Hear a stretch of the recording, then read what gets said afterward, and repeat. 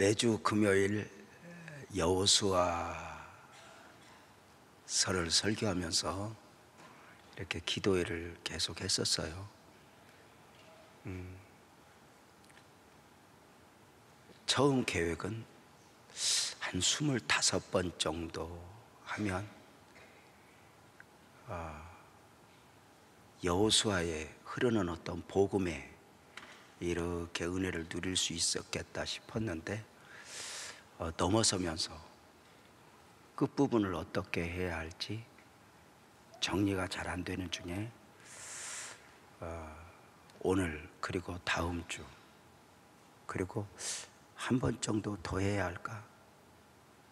그러면서 여호수아를 이렇게 마무리하게 되네요. 오늘은 30번째 시간이고요. 출애굽한 이스라엘 백성들이 광야 40년을 거쳐 요단을 건넜고 가나안을 정착하게 되었습니다. 가나안에 담긴 복음적 의미, 영적 의미를 잘 이해해야 합니다. 오늘 새벽 예배 때 가나안에 대하여 잠깐 말씀을 드리면서, 가나안은 이스라엘 백성들이 꿈에도 소원이었던 그 가나안은 사실 장소적 개념이나 환경적 개념에서 이해를 하면 안 된다고 말씀을 드렸습니다. 물론 가나안 땅은 하나님이 약속하신, 하나님이 언약으로 주신 젖과 꿀이 흐르는 땅임에는 틀림이 없지만, 가나안을 단순히 장소적 개념이나 환경적 개념으로 이해하면 출애굽의 역사 안에 도도하게 흐르는 복음을 깊이 볼 수 없다, 이렇게 말씀을 드렸습니다. 가나안은 애굽의 고생을 끝내는 것이거나 가나안의 고생을 끝내는데 의미가 있지 않습니다. 만약에 그 고생을 끝내는 데 의미를 두어버리면 가나안에 저들어가서 저들은 회의를 느낄 수밖에 없습니다. 왜냐하면 애굽 못지않게 광야가 힘들었던 것처럼 광야 못지않게 가나안 역시 힘들었기 때문입니다. 그런 장소적 개념에서 이해를 하게 되면 우리의 신앙도 결국 방황을 하게 됩니다. 내가 예수를 믿었는데 왜 힘들어? 내가 예수를 믿었는데 왜 아파? 이런 의미로 접근을 하면 내가 왜 예수를 믿어야지? 여기에서 우리가 또 한 번 이렇게 방황을 하게 된다는 것입니다. 오늘 새벽에 그렇게 출애굽의 과정을 말씀드리는 가운데 세 종류의 믿음을 잠깐 말씀을 드렸습니다. 애굽에 속한 믿음, 광야에 속한 믿음, 가나안에 속한 믿음이 있다고 말입니다. 애굽에 속한 믿음, 무엇을 말하는 것일까? 이스라엘 백성들이 애굽에서 430년을 살았습니다.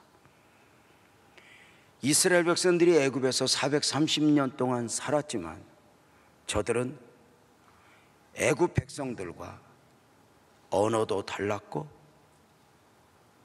삶의 목적도 달라야 했습니다. 저들은 구별된 하나님의 백성이었습니다. 언약의 백성들이었습니다. 저들은 애굽에서 영원히 살아야 할 사람들이 아니라 결국은 언제인가 아브라함과 이삭과 야곱에게 주시마 약속하셨던 가나안으로 가야 한다는 것도 알았습니다. 저들은 예배도 드렸습니다.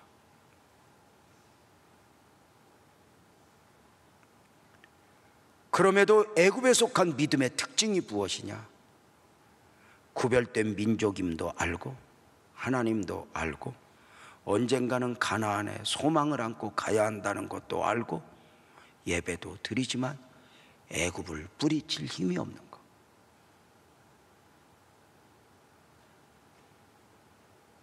하나님의 사람은 애굽에 살지만 애굽의 사람이 아니어야 하는데, 마치 노아 홍수를 일으키게 했던 하나님의 아들들이 사람의 딸들에게 마음과 삶을 빼앗겼던 것처럼 이스라엘 백성들은 안타깝게도 애굽과 동화되어 살아가고 있었습니다. 근본적으로는 달랐는데 삶의 모습은 애굽 사람과 다를 바가 없었으니, 애굽에 속한 믿음은 하나님도 알고 예배도 드리고 가나안의 소명도 있고 구별된 민족임도 알지만 애굽을 뿌리칠 힘이 없었다. 오늘 많은 그리스도인들은 어떠하십니까? 하나님도 알고 천국 백성임도 알고 구별된 사람도 알고 예배도 드리고, 다만 그만 세상을 정복할 능력, 세상을 뿌리칠 능력이 없이 주일주일에 한번 교회 오면 신앙이지만 그저 세상과 이렇게 젖어 사는 애굽에 속한 믿음을 이야기를 했습니다. 두 번째, 광야에 속한 믿음이었습니다. 기적같이 하나님의 은혜로 출애굽도 했고 홍해도 건넜고 가나안으로 방향도 잡았지만 문제가 있습니다. 광야에서 저들은 원망하고 불평하는 것입니다. 온갖 은혜를 누리면서 말입니다. 구름기둥 불기둥의 은혜, 만나의 은혜, 메추리의 은혜, 반석에서 솟아나는 샘물의 은혜, 옷과 신발이 헤어지지 않는 은혜, 조금만 눈을 열면 하나님의 은혜가 보이는데, 문제 앞에서 고비 앞에서 그만 은혜는 은혜되지 못한 가운데, 모세야 왜 우리를 애굽에서 데리고 나왔는가? 우리를 죽이려 하는가? 우리는 애굽으로 가겠다 외치게 됩니다. 광야에 속한 믿음의 특징은 하나님의 은혜가 눈에 보이고 손에 만진 바 됨에도 그저 오늘의 문제 앞에, 지금의 문제 앞에 원망하고 불평하니, 죄송하지만 원망과 불평은 환경의 문제, 누구의 문제이기보다는 네가 나를 믿지 않았구나, 사실은 불신의 문제입니다. 무엇보다도 애굽의 광야에 속한 믿음의 특징은 이스라엘 백성들이 몸으로는 애굽에서 나왔지만, 방향으로는 애굽에서 나와서 가나안을 향하고 있지만 그 마음, 그 정신은 여전까지 애굽에 배여 자유하지 못하고 있다는 것입니다. 그래서 유명한 이야기 아시죠?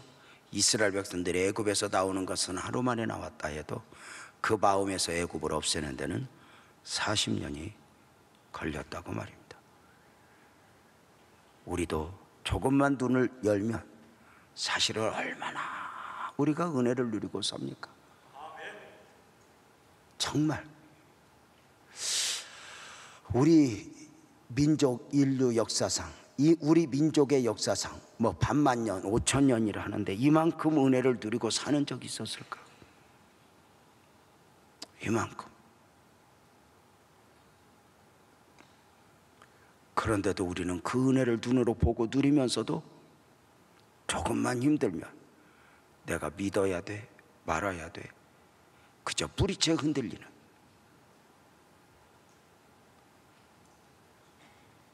얼마나 은혜를 누리는데도 우리는 세상에서 가장 공고한 짐을 지고 살아가는 사람들처럼 표정이 그래. 옆에 사람한테 이야기 한번 해봐. 벗어나는 보기만 좋지 생각보다 힘들게 사는 사람이요. 그렇게 말을 하고 살아야겠어? 그럼에도 불구하고 내가 입은 은혜가 얼마나 큰지 우리가 이렇게 말해야 되지 않아? 옆에 사람한테 미안해요, 내가 그대보다 더 큰 은혜를 누리고 살았어, 이래야 되는 거 아니야? 여러분 어떤 말이 좋아요? 미안해요. 내가 당신보다 더 큰 은혜를 누려서 미안해요. 이게 좋아? 아니면 보소 나는 보기만 좋지 생각보다 힘들게 사는 사람이요. 뭐가 좋아? 느낌은 나중이지. 세상에서 가장 곤고한 표정을 하며 삼위일체 하나님을 노래하면서도 못해.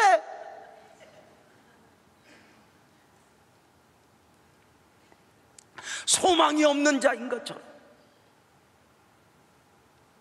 나는 왜 이렇게 곤고한가? 가나안에 속한 믿음의 특징은 원망 불평이 없어졌다는 것. 신기해요. 요단의 분지 앞에서 애굽으로 가겠다고 말하지 않아요. 요단 앞에서 원망하지 않아요. 분지 앞에 서봐야 알죠. 염려 앞에 서봐야 알죠.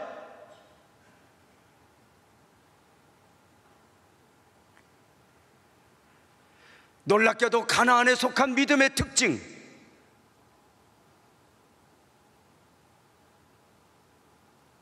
저들은 40년을 광야 생활을 마쳤기 때문에 가나안에 들어간 게 아니에요. 원망 불평이 없어졌고, 아니 완전히 없어졌다고는 못하겠네요. 아하, 어느 순간 하나님 앞에만 말하게 된 거예요.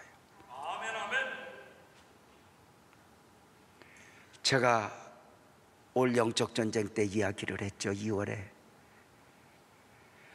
원망하고 불평하다 가나안에 가지 못한 이스라엘 백성들. 근데 어쩌나 우리도 원망하는데, 그러다가 위로를 받은 것이 시편을 읽어보니 모세도 원망했고 다윗도 원망했더라고요. 내가 저들을 낳았냐고. 그런데 모세도 원망했고 다윗도 원망했는데 왜 광야 이스라엘 백성들의 원망은 문제가 되었는데 모세의 원망과 다윗의 원망은 문제가 되지 않았을까? 제가 목사된 지 그리 오래되었는데 처음으로 그 답이 보여요. 아하, 모세와 다윗은 원망을 했지만 하나님 앞에만 한 거. 그런 거 있잖아요. 하나님 앞에는 아무리 울어도 아무리 원망해도 하나님 앞에 하면 여기가 따뜻해요. 신기해요. 하나님 앞에는 막 기라를 떨어도, 왜 나를 목사시켰냐고 막 기라를 떨어도 여기가 따뜻해. 여기를 적셔줘요. 근데 사람에게는 원망을 하면요, 아무리 맞는 말로 주절거려 쏟아놔도 여기가 더 비어요. 사람 앞에 할 때 이게 문제가 되고, 네가 나를 믿지 않았구나. 아무리 힘들고 어려워도요, 하나님의 사람은 사람 앞에는 당당한 거예요. 괜찮아요. 아무리 먹을 거 없어도 괜찮아요. 먹은 것처럼, 가장 많이 가진 자처럼 당당하게 사는 거지 뭐. 왜? 어차피 그들이 주는 걸로 사는 게 아니잖아. 하나님 앞에만. 여러분, 누구 앞에서 백날 서갖고 죽는 소리 해봐. 있네 없네 해봐. 제가 그러잖아요. 천번만번 하나님 나 좀 도와줘, 나 좀 도와줘 울어도 자존심 안 상하게 하는 분은 하나님밖에 없다. 이상하게 하나님 앞에 울면 여기가 따뜻해요. 네가 나를 믿었구나. 네가 내 아들이구나, 내 딸이구나, 내가 너희 하나님이구나.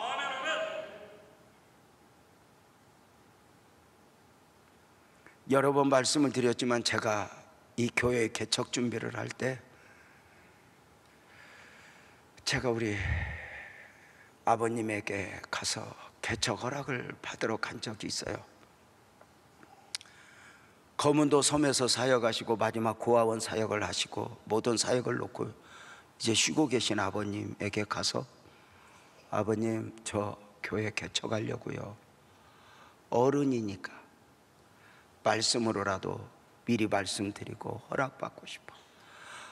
아버님, 저 개척하려고요. 그랬더니 갑자기 아버님이 자세를 이렇게 고치시더니 이렇게 말씀하셨어요.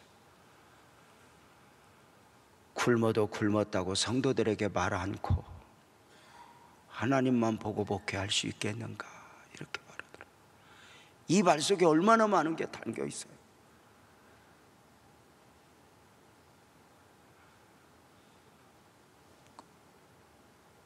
굶어도 굶었다고 성도들에게 말 안 할 수 있겠는가? 처음에는 굶을 각오 됐는가 그랬어요. 굶을 각오 됐는가 그래서 아버님, 요새 시대가 좋아져서 굶으면서 목회하는 사람은 없어요. 먹는 건 퍼먹어요. 근데 굶어도 굶었다고 성도들에게 말한, 제가 얼른 옷매무새를 가다듬고 아버님, 그래 볼게요. 그래서 아무리 어렵다고, 아무리 힘들다고 사람 앞에 말하지 마소. 사람 앞에는 굶어도 당당하소.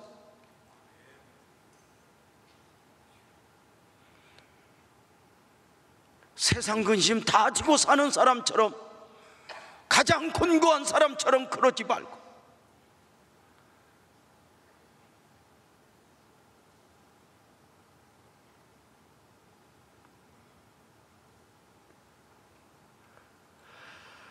가나안은 장소적 개념이 아니라 환경적 개념이 아니죠. 그래서 가나안은 장소적보다, 환경적인 것보다는 사명적 개념에서 접근해야 하니, 가나안의 은혜 안에는 사명이 담겨 있죠.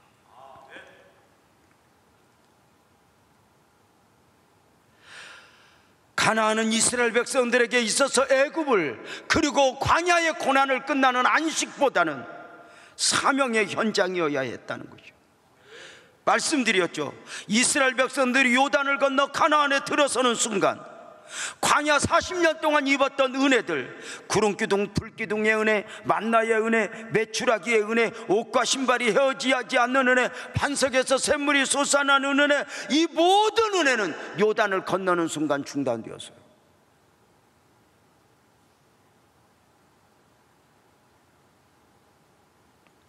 이제 옷과 신발은 만들어 입어야 했고, 만들어 신어야 했고, 우물은 그 팔레스타인에서 30m, 50m 파서 물을 얻어야 했고,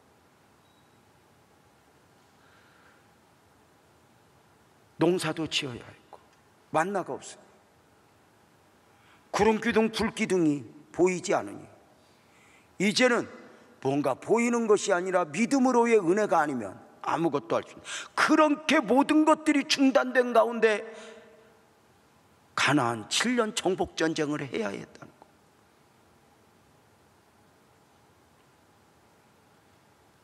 가나안에 이만큼 은혜를 입혔으니, 광야에서 이만큼 은혜를 입혔으니 이제 가나안에서 정복전쟁, 하나님 나라의 확장의 사명을 감당할 때는 더 큰 은혜를 줘야 하는 것 아닌가. 그런데 이상하리만큼 모든 베푸셨던 은혜들이, 눈에 보이던 은혜들이, 손에 만졌던 은혜들이 이제는 더 이상 보이지 않고 만져지지 않아요. 중요한 것은 이스라엘 백성들이 광야 40년도 은혜 아니면 살아갈 수 없었지만 가나안에서도 오직 은혜여야 했고 정복전쟁을 해야 했기에 더 큰 은혜가 필요했다는 거예요. 분명한 것은 가나안에서의 은혜는 광야에서의 은혜와 달라야 했죠. 광야에서의 은혜는 출애굽한 이스라엘 백성을 눌러서 누리는 무조건적 은혜였어요. 조금 전에 말씀을 드렸던 것처럼 구름기둥과 불기둥의 은혜, 만나의 은혜, 반석에서 솟아나는 샘물의 은혜, 옷과 신발이 헤어지지 않는 은혜를 베푸심에 있어 어떤 요구가 있었던 게 아니에요. 출애굽한 이스라엘 백성들, 구원을 입은 백성들에게 베푸시는 무조건적 은혜였어요. 그러나 가나안에서의 은혜는 그냥 누구나 볼 수 있는 은혜가 아니에요. 사명을 감당함으로, 가나안적 전쟁에 동참함으로 누리는 은혜들. 여리고성을 정복해 하시는 하나님, 아이성을 정복해 하시는 하나님, 가나안 부족들을 정복하여 하나님 나라 확장 가운데 하나님의 은혜를 보게 되는 거예요. 그래서 가나안에서는 여러분, 사명을 놓아버리면 하나님의 은혜는 보이지 않아요.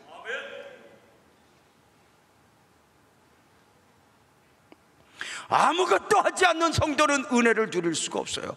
가나안 성도는요, 여러분 아세요? 광야에서는 은혜가 눈으로 보여요. 아무것도 하지 않아도 은혜가 있어요. 그러나 가나안 성도에게는 사모함으로, 사모해야 돼요. 간절히 구해야 돼요. 그 은혜를 세상을 정복하듯 정복하여 은혜를 누리지 않으면 안 돼요.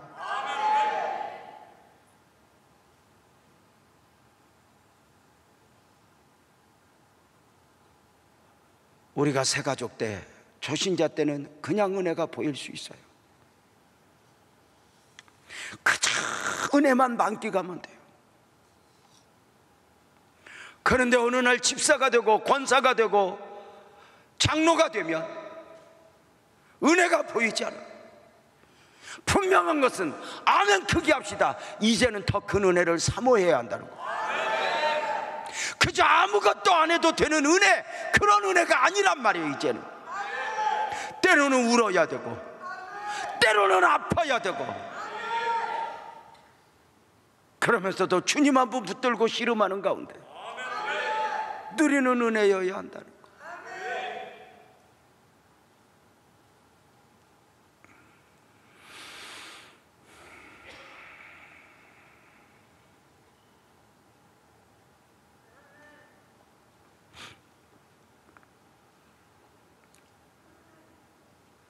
우리는 더 큰 은혜를 사모하고 있는가?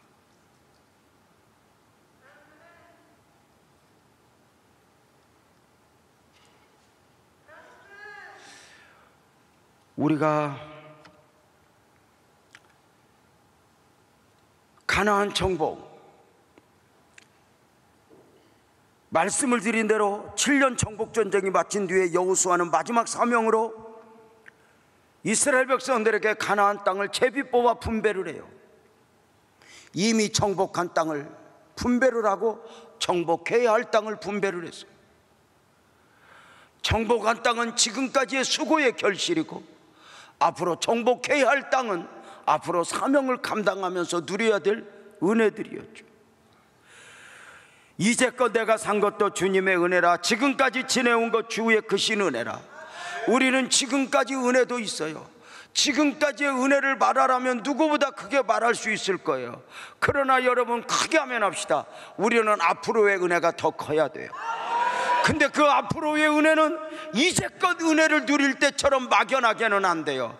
분명하게 사명을 감당하면서, 헌신을 감당하면서, 더 큰 은혜를 사모하면서, 오늘 이 밤에 주의 이름으로 바라기는 이렇게 외치십시오. 주여, 내게 더 큰 은혜가 필요합니다. 그리고 사모하는 것 이상 우리의 영혼을 만족케 하시는 하나님의 은혜가 저와 여러분들에게 있어지기를 축복합니다. 사실 우리가 예수 믿으면서 기도해봤죠. 우리가 중요한 원리를 여러분에게 말씀을 드립니다. 어떤 문제가 있을 때 하나님이 문제를 해결해 주세요. 하나님이 이거 기도 응답해 주세요. 길고 긴 날 응답을 안 주는 가운데 응답을 안 해줄 때, 우리는 여기서 중요한 게 있어요. 응답을 원하면서 응답만 원하는 게 아니라 응답 이상의, 아멘 해봐요, 더 큰 은혜가 임해야 돼요. 응답을 주시든지 아니면 이 응답을 주시지 않아도 이 모든 걸 감당하고 감당할 만큼의 은혜를 주시옵소서. 그래서 우리는 은혜 부자가 진짜 부자가 되는 거예요. 은혜는 주셨는데 어느 날 응답에만 매이면, 문에 받으면 뭐가 소용이 있어, 기도하면 뭐가 소용이 있어, 이렇게 바래요. 내가 손이 짧아서도 아니요, 하나님은 응답을 줄 수 있는 실력이 없고 능력이 없어서가 아니에요.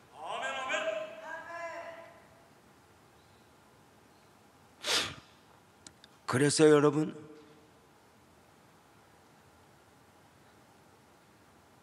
사명을 놓아버리면 우리의 신앙이 사명적 존재로 무장되지 않으면 그저 오늘의 문제 앞에 목사가 되어도, 죄송하지만 장로가 되어도, 권사가 되어도 문제하다 허우적대다 끝나요. 다 해결되고 사명 감당하는 게 아니에요. 다 도와두고 문제에 매이지 말고 사명에 매여, 과거에 매이지 말고 앞으로에 매여, 또 한번 정복의 영성으로 달려가는 복된 은혜가 우리 모두에게 있기를 주님의 이름으로 축복합니다. 여러분, 하나님께서는 광야 40년을 마치고 가나안 7년 정복 전쟁을 마친 저들에게 앞으로의 정복해야 할 땅을 남겨두시고 여전히 은혜 아니면 살아갈 수가 없게 하셨어요.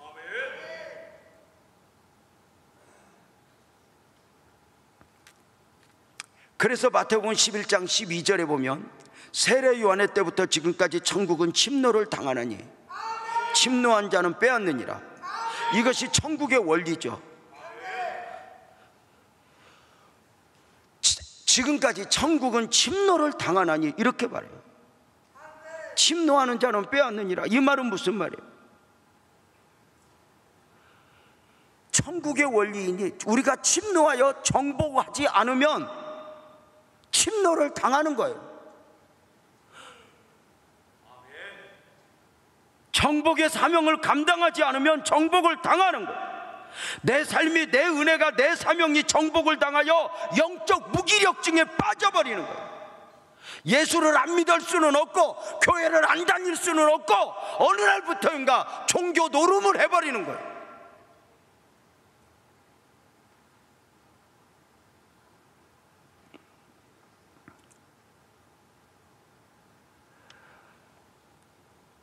문제가 있다고 사명을 놓아버리고, 문제가 있다고 나 신앙이 그저 허우적대면 문제도 해결 안 되고 은혜도 잊어버려요. 그러나 이 풍랑이 인연하여서 주께로 더 가까이, 주님 안으로 더 깊이 들어갑니다. 여러분, 오늘 문제를 가지고 다 가지고 주님 앞에 가십시오. 주님에게 말하십시오. 사람이 아니라 끝까지 주님에게 말하십시오. 주님에게만 말하십시오.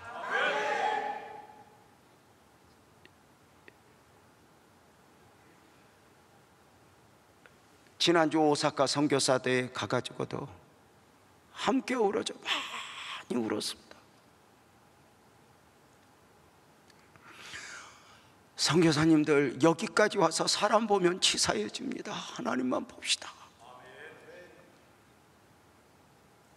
선교사까지 와서 돈에 매이면 우리 치사해, 우리 굶어 죽더라도 하나님만 봅시다. 선교사님들과 함께 마음껏 울었어요.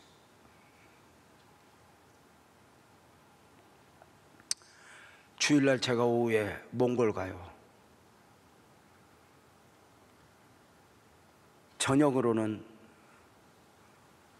몽골에 있는 한인교회 선교사들과 한인교회 성도들이 어우러져 저녁에는 집회를 아마 연합으로 하게 될 거고요. 낮에는 오전 10시부터 오후 3시까지 3일 동안 선교사 대회로 해서 몽골 사역자들도 함께 모인다고 연락이 왔어요. 이번 주 가면 아마 너무 좋을 거예요. 저들과 함께 울고 저들과 함께 반주. 제가 아무것도 없어요. 딱 하나, 우리 주님 보고 삽시다. 그럼 여기까지 와서 주님 잃어버리면 우리 치사해집니다.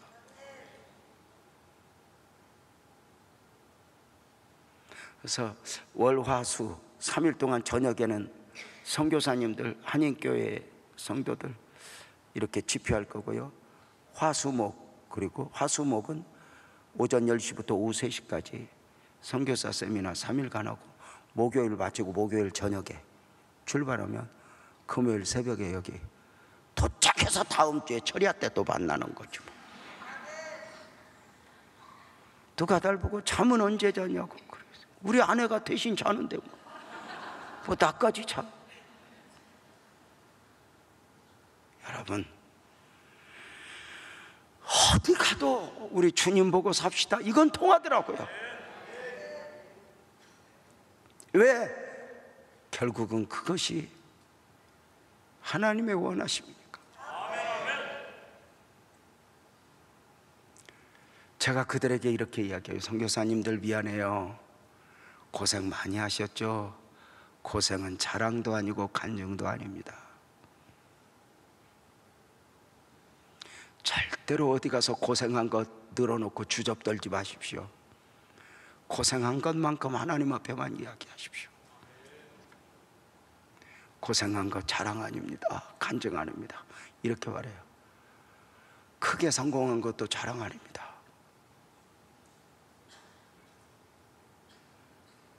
크게 성공한 것도 간증 아닙니다.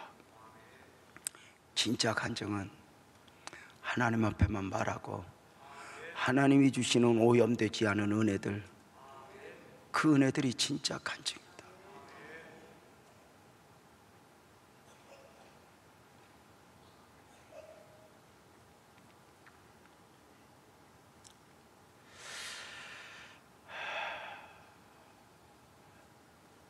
가나안 정복을 앞두고 오늘 말씀에 보면 여호수아의 안타까움이 표현되어 있고 그 처방이 소개되고 있는데요, 이제 정복했던 땅을 분배하고 정복해야 할 땅을 분배를 해주면서 여호수아가 보고 싶고 하나님이 보고 싶은 것은 우리가 이제 이 땅을 분배받았으니 우리가 이 땅을 정복하자, 그리고 가야 되는데 정복을 딱 해주었더니, 좀 분배를 해주었더니 여호수아 18장 3절에 보면은 여호수아가 이스라엘 자손에게 이르되 너희가 너희 조상이 하나님 여호와께서 너희에게 주신 땅을 점령하여 가기를 어느 때까지 지체하겠느냐. 저들이 미루는 거예요. 이미 정복한 땅 어느 정도는 기본적으로 살 수는 있어요. 여기서 누리는 거예요, 그냥. 그리고 정복해야 할 땅을 여호수아가 보고 싶고 하나님이 보고 싶은데 그 사명으로 감당해야 될, 앞으로 정복해야 할 땅 앞에서 그냥 미루는 거예요. 지체래요, 지체. 가지 않겠다는 게 아니에요. 마음은 있어요. 지금 안 해서 그렇지 언젠가는 해요.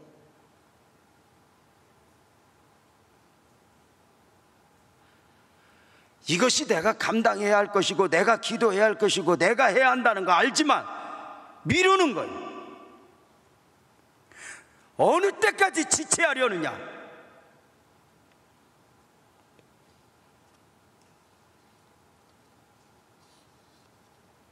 하나님의 은혜는 언제나 지금인데, 오늘도 내가 정복해야 할 것이 무엇인가. 우리도 종종 기도의 감동, 용서의 감동, 순종과 헌신의 감동 앞에서 때로는 그렇게 지체하곤 하죠. 결단해야 될 죄의 유혹 앞에서 미루고 또는 미루고 결단하지 못해.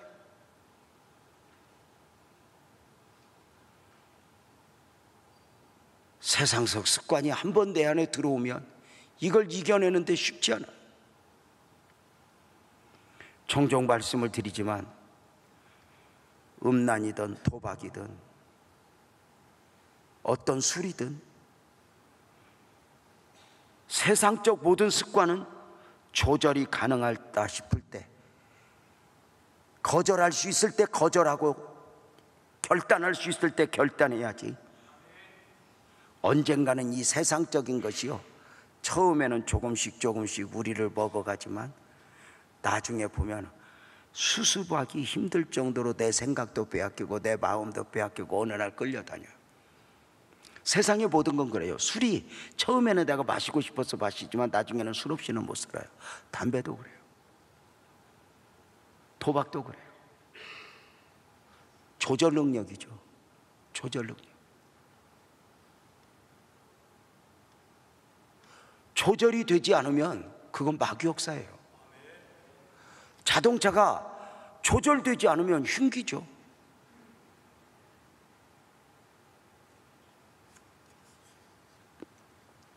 마귀는 한꺼번에.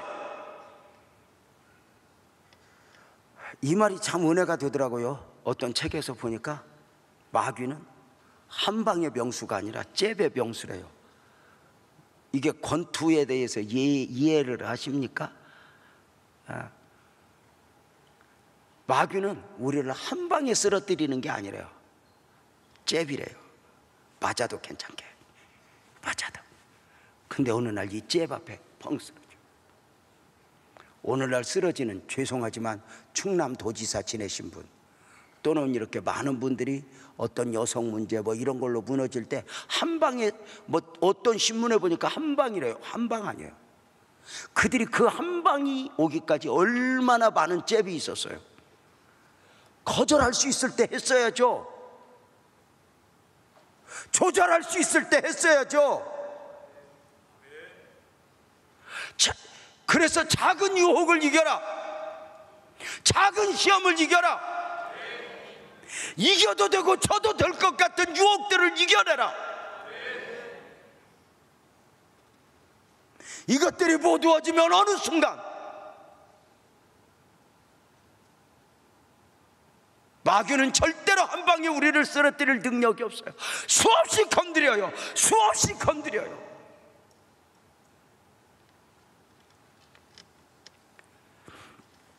저들이 왜 지체했을까요? 현실에 타협했고 과거의 은혜에 젖어 있는 거예요. 사실 사명 감당하는 것, 정복해야 할 땅을 정복하는 건 쉽지 않아요. 그동안은 여호수아가 앞장을 서줬지만 이제는 각자 개인이 정복해야 돼요. 여러분 아세요? 다시 말씀을 드릴게요. 지금까지 7년 정복전쟁은 여호수아가 앞장서서 전쟁을 했어요. 근데 이제 분배를 해준 데는 이제 너희가 너희 믿음으로 너희 실력으로 감당해라, 이거예요. 우리가 하나님의 은혜로 우리가 감당하고 하나님의 은혜로 살아왔지만 이제 어느 순간 우리에게는 네가 한번 감당해봐, 네가 한번 이겨내봐, 네가 한번 정복해봐. 여러분, 우리 이길 수 있습니다. 아멘 합시다. 세상 이길 수 있습니다. 우리는 세상이 감당할 수 없는 사람들로 영적으로 무장합시다. 고난이 나를 쓰러뜨리지 못하리라. 문제가 나를 쓰러뜨리지 못하리라. 나는 예수 안에서 승리하리라. 외치는.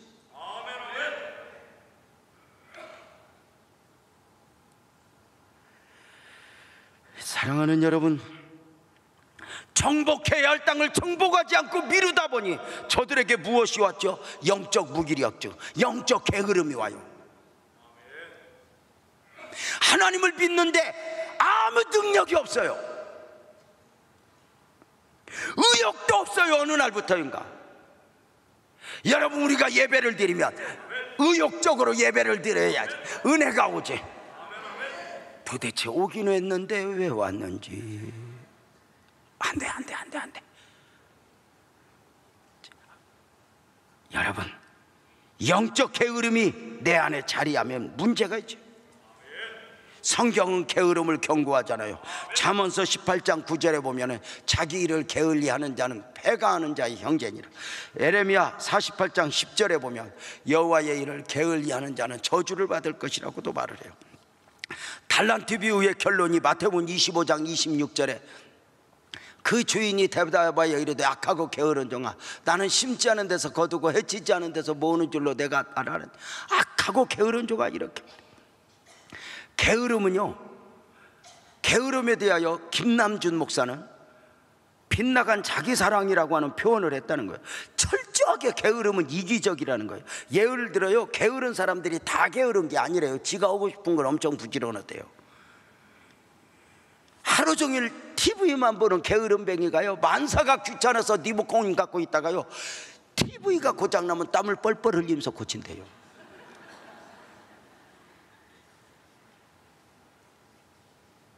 만사가 귀찮아서 방도 안 치는 년이요, 얼굴 화장하는 데는 2시간씩 두드리고 있다는 거 아니에요. 다 게으른 게 아니라는 거야. 그래서 게으름은 이기적이라는 거예요. 그러니까 영적 게으름에 빠지면, 영적 무기력증에 빠지면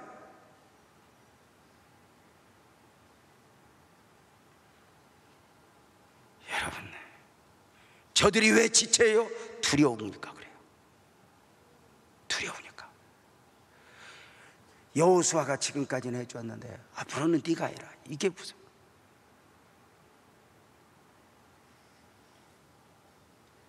여호수아가 지금까지는 다 이겨줬어요. 7년. 이제 정복해야 땅을 남겨주세요. 누벤 지파는 누벤 지파가, 갓 지파는 갓 지파가, 므낫세 지파. 하나님이 은혜로 우리를 이기고 축복하시지만 우리가 이제 그 축복의 역사를 볼 때까지 우리가 정복해야 할 것들이 있어요. 다 같이 아멘. 여러분, 그러나 우리가 역시 정복하면 보이지 않는 성령께서, 삼위일체 하나님께서 도울 걸로 믿고 우리 힘을 냅시다. 정복하지 않으면 정복당해요. 세상을 이겨내지 않으면 세상에 정복당하는 거예요.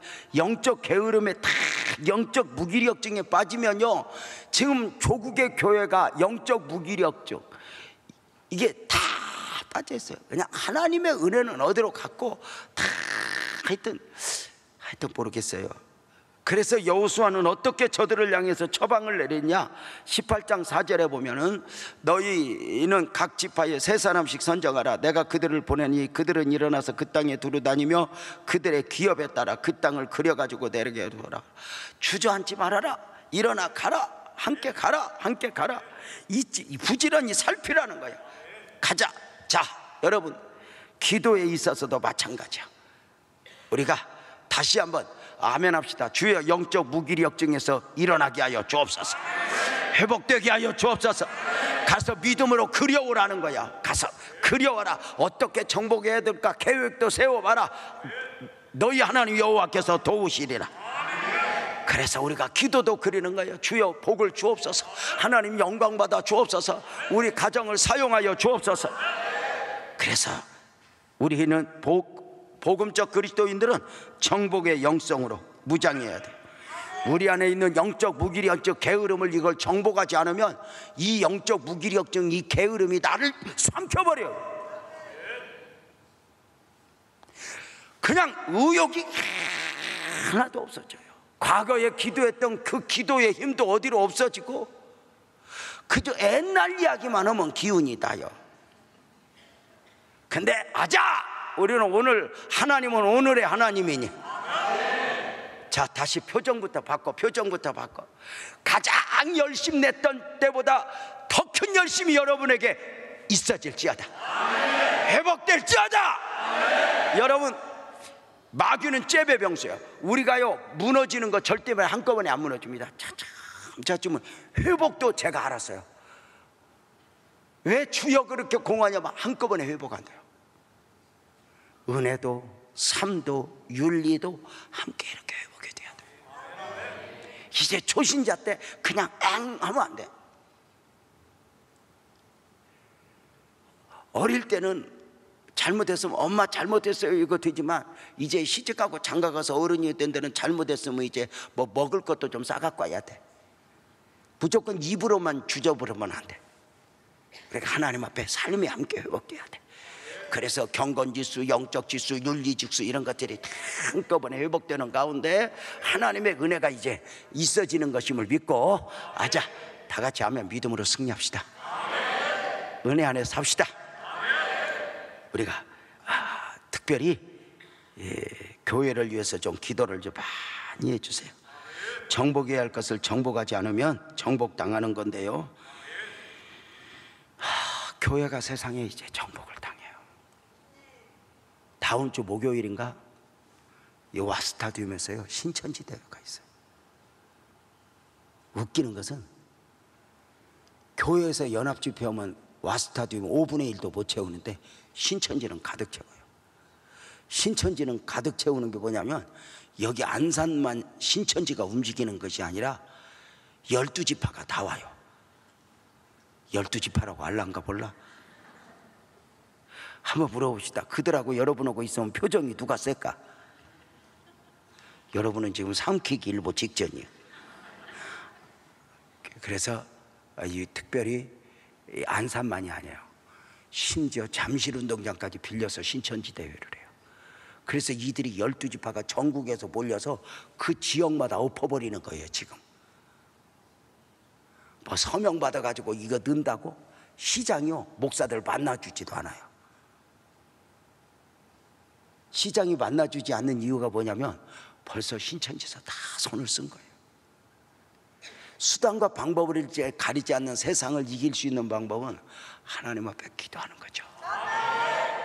그래서 와스타디움을 꽉 채워요. 전국의 12지파가 다 와서 오늘은 안산, 내일은 잠실 이렇게 다니면서 지역을 한번 흔들어요. 그들이 교회를 삼키려고. 그래서 우리는 교회적으로는 하나님, 교회가 정복당하는 것이 아니라, 다시 한번 아멘 합시다. 정복의 영성으로 무장되게 하여 주옵소서. 우리들이 영적 무기력 중에 빠지면 두려움과 염려에 정복당해요. 근데 이 두려움, 염려, 이 영적 무기력 중에 일어나서 주여 나를 정복하려고 하는 이런 것들, 아멘, 정복해 버립시다. 죄의 유혹 정복합시다. 세상의 모든 것 정복합시다. 여러분, 교회가 살아나야 됩니다. 교회가 일어나야 됩니다. 여러분, 믿음으로 찬송합시다. 교회여 일어나라. 찬송하고 우리 교회를 위하여 기도하며 드려집시다.